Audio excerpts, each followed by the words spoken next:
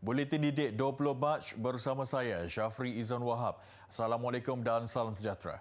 Kementerian Pendidikan KPM mempertimbangkan penggunaan teknologi pembinaan volumetrik prafabrikasi prasiap PPVC untuk projek pembinaan bangunan sekolah tambahan untuk masa hadapan.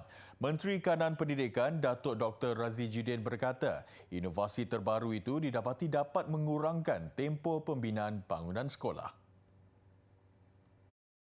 Untuk makluman, ini merupakan projek kerajaan pertama yang menggunakan teknologi ini dan kita akan lihat keberkesanan dan juga penggunaan infrastruktur yang telah disiapkan ini bagi melihat ruang-ruang kalau kita boleh gunakan selanjutnya dalam konteks yang lebih luas. Perkara itu dinyatakan beliau ketika sesi lawatan ke Sekolah Kebangsaan Putrajaya Persin 18-1 bertujuan meninjau bangunan baru yang menggunakan sistem binaan PPVC. Tambah Datuk Dr. Razi, sistem binaan PPVC telah membangunkan 35 bilik darjah di 5 buah sekolah sekitar Putrajaya, iaitu Sekolah Kebangsaan Persin 5-1, Sekolah Kebangsaan Persin 9-2, Sekolah Kebangsaan Persin 14-1, Sekolah Kebangsaan Persin 17-1 dan Sekolah Kebangsaan Persin 18-1. Setiap bilik darjah dilengkapi dengan lampu dan kipas yang dipasang di kilang sebelum dibawa ke sekolah terbabit. Sistem itu juga dilihat mampu memberi kemudahan dan keselesaan kepada pelajar dalam tempoh yang singkat. Pembinaan bilik darjah tambahan itu bermula November lepas dan siap sepenuhnya pada 16 Mac lalu. Kementerian Pendidikan KPM akan meminta Jabatan Pendidikan Negeri JPN dan Pejabat Pendidikan Daerah PPD melakukan pemantauan lebih teliti untuk memastikan setiap pelajar mematuhi prosedur operasi standard SOP menjelang pembukaan sekolah sepenuhnya bulan depan. Menteri Kanan Pendidikan Datuk Dr. Razi Jidin berkata, waktu kritikal pemantauan yang perlu diberi perhatian adalah ketika proses penyuraian murid. KPM juga sentiasa meneliti SOP sedia ada dan akan melakukan penambahbaikan sekiranya perlu. Secara umumnya kita continue to menambah baik. Secara umumnya penambahbaikan itu terus dilakukan dan dalam konteksnya SOP asas itu sama. SOP asas itu sama. Cuma seperti mana saya sebut tadi, ada konteks-konteks tertentu. Ya, seperti mana dalam konteks penyuraian dia berbeza sedikit kerana tidak seperti mana sekolah rendah, sekolah menengah ni ramai murid-murid balik sendiri. So, benda-benda ni yang kita ni. Apa yang kita lihat dalam konteks yang berbeza itu, kita akan lihat bagaimana kita boleh bekerjasama dengan ibu bapa dan murid-murid ini supaya proses itu berjalan dengan baik. Tambah beliau, kerjasama dari ibu bapa amat diperlukan untuk memastikan setiap pelajar patuh pada arahan penyuraian dan SOP yang ditetapkan. Keberkesanan SOP yang ditetapkan oleh KPM terutama pada waktu penyuraian sekolah dapat dilihat berikutan kerjasama diberikan oleh ibu bapa terhadap pihak sekolah. Sesi persekolahan akan dijalankan sepenuhnya bermula 4 April ini, membabitkan sekolah dalam kumpulan A iaitu Johor, Kedah, Kelantan dan Terengganu. Sekolah dalam kumpulan B membabitkan Melaka, Negeri Sembilan, Pahang, Perak, Perlis, Pulau Pinang, Sabah, Sarawak, Selangor, Kuala Lumpur dan Labuan pula memulakan persekolahan secara bersemuka pada 5 April. Pada 1 dan 8 Mac lepas, hanya murid sekolah rendah memulakan sesi persekolahan secara bersemuka, manakala murid sekolah menengah hanya akan memulakan sesi secara bersemuka pada 4 dan 5 April ini. Antara perkara yang mencabar untuk ditangani pihak sekolah ketika ini adalah penyuraian murid selepas tamat sesi persekolahan. Justru Kelab Sokongan Ibu Bapa KSIB Sekolah Kebangsaan Bandar Uda 2 Johor Bahru Johor mengambil inisiatif turun padang membantu pihak sekolah sebagai sukarelawan membantu melancarkan proses penyuraian murid. Dengan jumlah pelajar yang mencecah 1,200 orang bagi satu sesi, sudah pasti sukar untuk pihak sekolah mengawal penyuraian pelajar secara serentak. Apatah lagi kedudukan sekolah ini yang dekat dengan jalan besar menyukarkan kawalan lalu lintas terutama pada waktu puncak.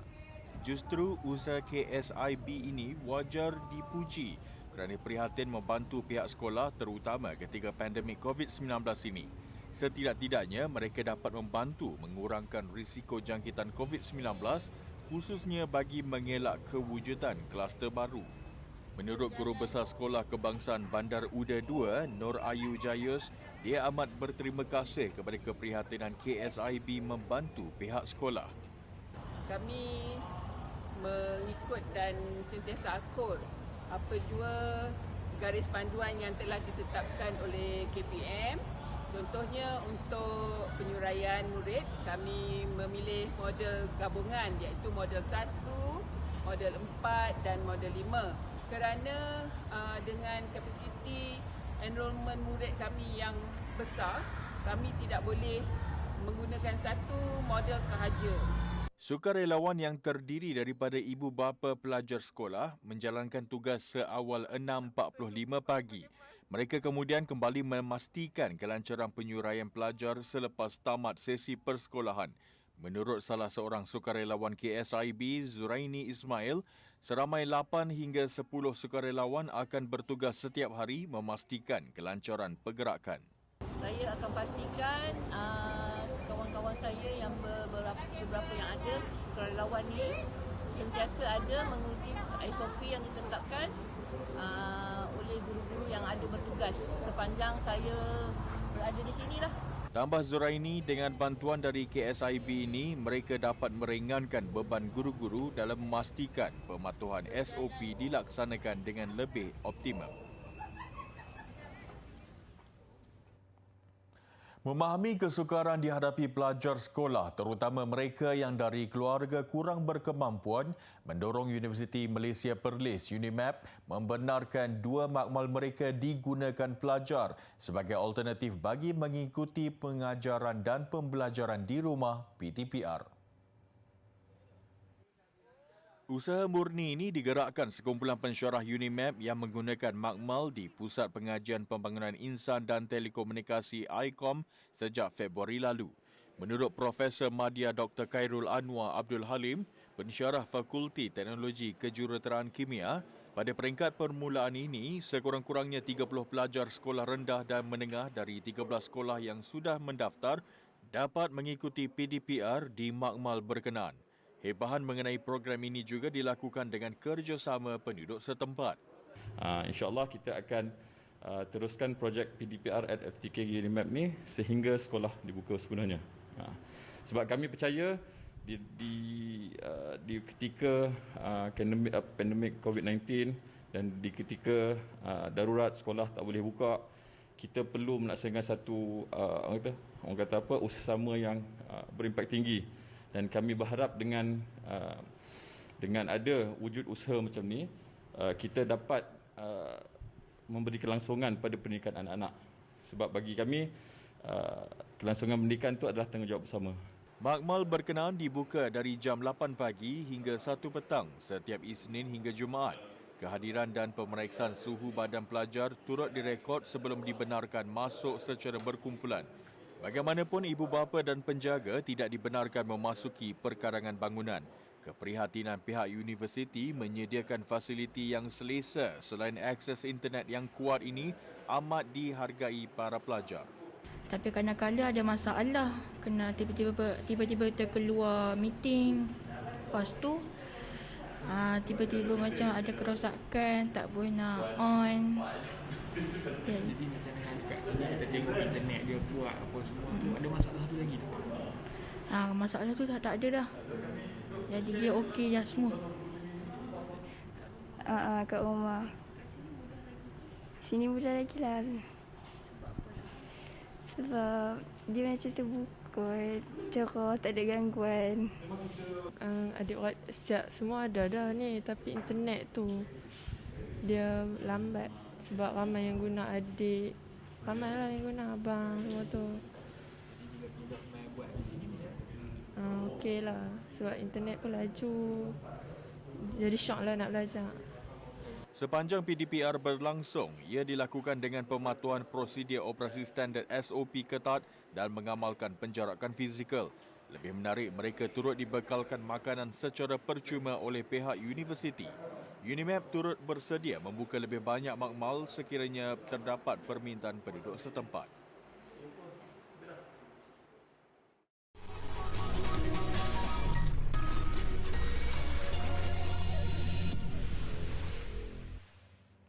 Bersua kembali. Menyedari pentingnya sesebuah keluarga, terutamanya dari golongan B40, mempunyai sekurang-kurangnya satu peranti bagi sesi pembelajaran di rumah.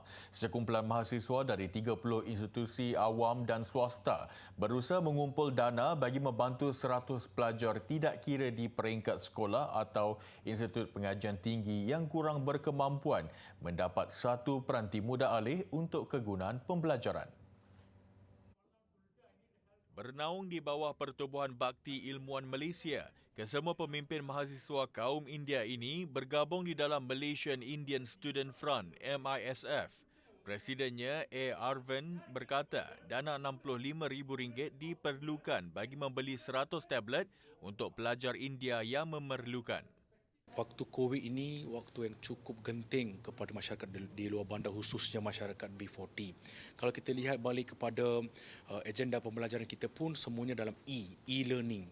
Bermaksud pelajar perlu satu gadget untuk gadget menjadi perkara asas pula sekarang untuk pelajar mempelajari perkara tersebut. So kami berkumpul hari ini sebab kita mengambil kira apa yang diperlukan oleh masyarakat setempat, masyarakat di akar umbi. Kami pelajar berdiri di hadapan pada hari ini untuk mengumpul dana sebanyak RM65,000. Bertemakan dari pelajar untuk pelajar, Arvind berkata kesemua mereka akan bersolidariti mengumpul dana tersebut. Tambahnya, setiap pelajar B40 yang memerlukan bantuan gadget terbabit telah dikenal pasti pihaknya, di mana masa sebulan diperuntukkan mereka untuk mengumpul semua dana berkenaan. Orang ramai yang ingin menyumbang boleh menghubungi pertubuhan itu di talian tertera. Siapa sangka kemerduanya berkasidah mendapat perhatian ramai warga maya. Mana tidaknya video yang dibuat naik ke internet kini mencecah lebih 100,000 tontonan. Ma'asalama fi amani shaykhana Allahu Rabbi yuhammuha biruhina ya Rabbana. Ma'asalama fi amani shaykhana. Muhammad Hadif Muhammad Hatta, 11 tahun, merupakan murid Sekolah Kebangsaan Balik Pulau, Pulau Pinang. Murid ini menjadi bualan di media sosial Facebook apabila kemerduannya berkasidah mendapat perhatian netizen. Katanya dia meminati seni suara terbabit sejak berumur 4 tahun sebelum giat menyertai pertandingan tilawah dan hafazan pada umur 6 tahun. Rasa macam seronok. Rasa macam gembira, ada seronok. So bila dah datang rasa tu kan, saya pun dah mula minat berkasidah ni. Dan dengan tak secara langsungnya, suara saya tu macam jadi sedap. Pertama sekali, waktu kecil,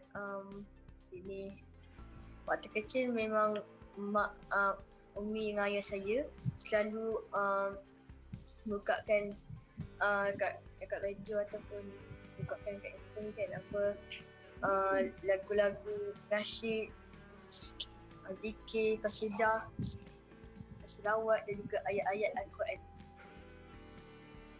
So pasal yang kedua, saya bila saya nak nyanyi satu lagu tu kan, saya kena dengar selalu.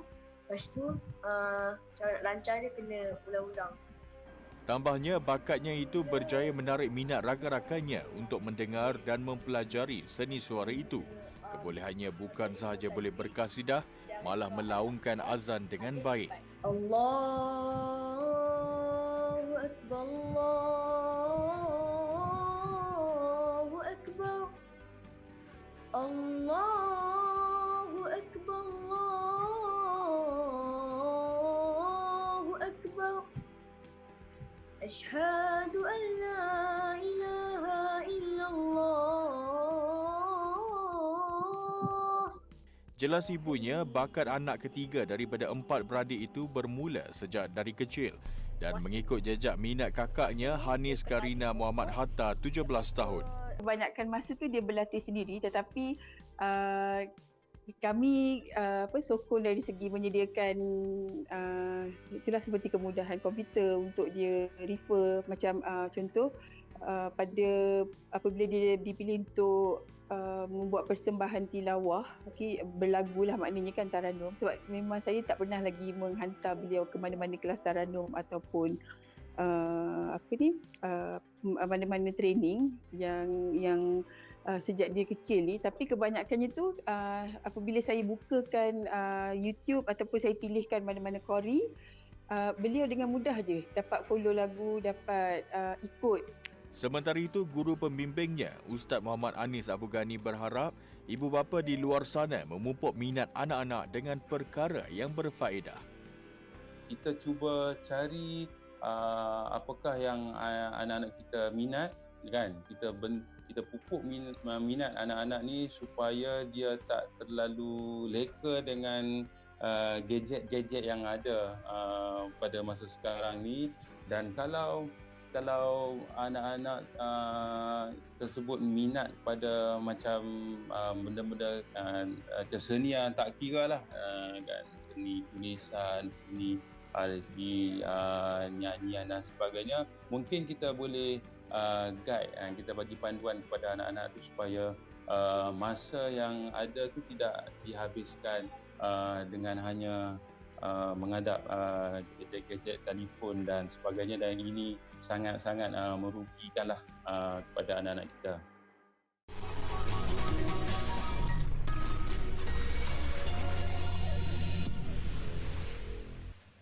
Kelonggaran pelbagai aktiviti selepas Sabah menjalani Perintah Kawalan Pergerakan Pemulihan PKPP kembali membuka peluang termasuk penggiat seni mural jalanan. Golongan itu termasuk di sekitar Tawau kini menarik nafas lega dan sedia untuk kembali mempamerkan hasil karya mereka. Seni mural kini menjadi kemestian di setiap bandar bagi tujuan pengindahan selain menjadi sebahagian medium kempen kesedaran dan pemasaran di premis awam dan swasta.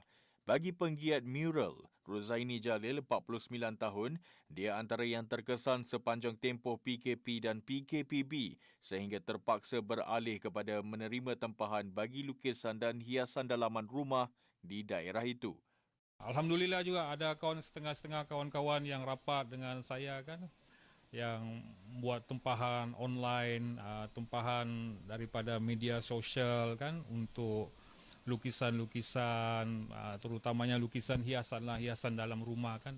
Rozaini yang juga pengerusi Persatuan Seni Visual Tawau yang berpengalaman lebih 30 tahun, kini sedia menghiasi premis perniagaan dan bangunan awam di sekitar daerah itu.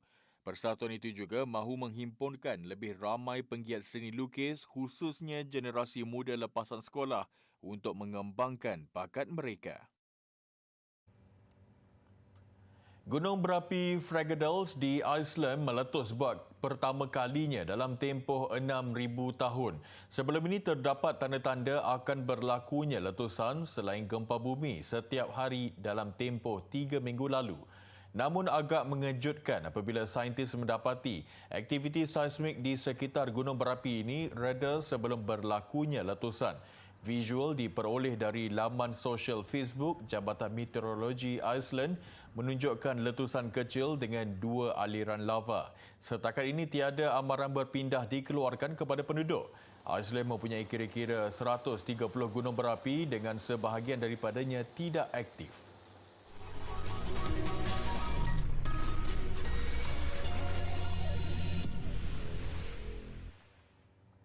Konfederasi Hoki Malaysia KHM akan bekerjasama dengan Kementerian Pendidikan Malaysia KPM sebagai rakan kongsi bagi melaksanakan program pembangunan hoki negara NHDP yang kini disuntik dengan perancangan program lebih berstruktur. Program pembangunan itu juga meliputi inisiatif memperkukuhkan pembangunan pemain hoki wanita sejak dari bangku sekolah hingga ke peringkat kejurulatihan. Program dengan kerjasama Kementerian Pendidikan Malaysia dan Majlis Sukan Negara ini membawa misi penting memperkukuhkan ekosistem hoki negara dengan perancangan yang lebih tersusun. Penstrukturan semula program ini dilakukan pada 2020 yang melibatkan 4 lapisan, iaitu Pusat Akar Umbi bawah 12 tahun, Pusat Daerah bawah 14 tahun, Pusat Negeri bawah 16 tahun dan Pusat Kebangsaan bawah 18 tahun. Sejak dimulakan pada 2018, program pembangunan sukan hoki ini sudah memiliki 50 pusat latihan pemain lelaki dan 20 pusat latihan untuk wanita di seluruh negara. Majlis Pelancaran Logo NHDP dirasmikan Menteri Belia dan Sukan Datuk Seri Rizal Marikan Naina Marikan di Stadium Hoki Nasional Bukit Jalil. Turut hadir penolong pengarah bahagian sukan, ko-kurikulum dan kesenian Kementerian Pendidikan Malaysia, Dr. Izham Mat Isa. Beralih ke perkembangan sukan badminton negara, pemain perseorangan lelaki negara Lee Zijia mencipta kejutan selepas menyingkirkan pemain nombor 1 dunia Kento Momota pada aksi suku akhir seluruh England. Belum pernah mencatat kemenangan dalam 6 pertemuan ke atas Momota sebelum ini, Zijia tampil berbeza di Birmingham, England apabila menewaskan bintang Jepun itu dengan keputusan 21-16, 21-19 dalam tempoh 55 minit.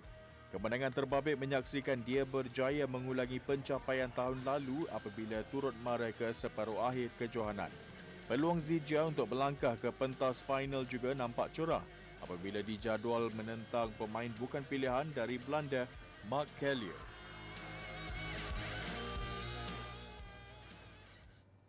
Edisi ke-16 Pertandingan dan Pameran Kuda Antarabangsa Dubai DIHF bakal menutup tirainya hari ini.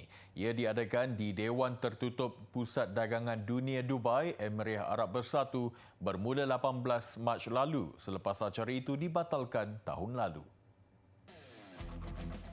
Pameran ini menjadi platform bagi pemilik dan pembekal kuda baka Arab terbaik dunia untuk menonjolkan kehebatan kuda masing-masing. بطولة دبي الدولية للجواد العربي. طبعا هذه البطولة لها 18 سنة حاليا، من أهم البطولات موجودة عالميا. أصفى وأجود الخيل تشارك فيها بعد تأهيلها من البطولات الأخرى والدولية. من أهمية الخيل هي صناعة الخيل. صناعة الخيل مهمة للخليج، مهمة للعالم، وكثير من الأشياء اللي تصير فيها منافسات هاي البطولة كثير منها موجودة حاليا في دولة الإمارات، وتستقطب كثير من الهاوين لشراء هاي الخيول، والخيل مثل ما نقول صناعة.